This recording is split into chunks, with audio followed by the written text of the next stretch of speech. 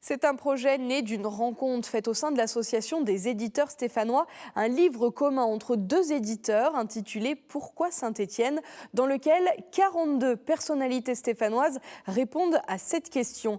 Avant de découvrir l'ouvrage lors de la fête du livre de Saint-Étienne, rencontre avec Chantal Joissard.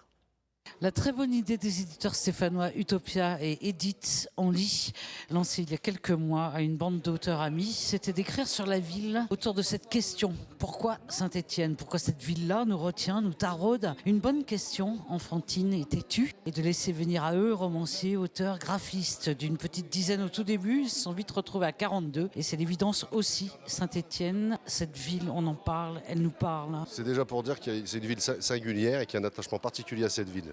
Et on s'est rendu compte en faisant ce bouquin finalement que les gens répondaient présents automatiquement et systématiquement. Je pense notamment par exemple à des gens connus comme Gagnère qui ont fait une recette Utopia très très vite.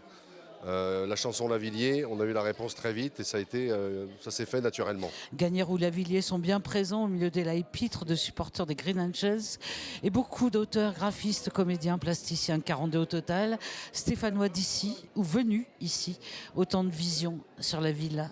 Ce qui est peut-être intéressant, c'est qu'on a essayé de croiser un peu les regards et qu'on a donc une vision sur le théâtre.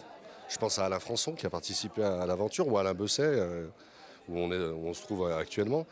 Il y a bien entendu le foot avec Révéli et puis Jeannot, et puis aussi une interview de Green Angels. Voilà. Il y avait les artistes, il y avait les auteurs, effectivement de découvrir la ville, de se balader un peu dans les ruelles. Je pense au travail de Stéphane Montmaillet par exemple, qui fait un très bon boulot sur un peu les rues, les lieux un peu stéphanois, pas très connus.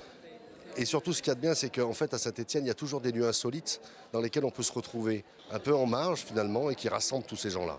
42 pourquoi, 42 réponses. Pourquoi Saint-Étienne nous balade dans la tête des Stéphanois, qui racontent la ville, qui se raconte, un bout de romance. Oui, c'est un regard romanesque, puisque de toute façon, tous les textes que vous pourrez arpenter, finalement, partent ou d'un attachement au patrimoine, à Manu France, à l'enfance passée ici, et que c'est un moteur romanesque.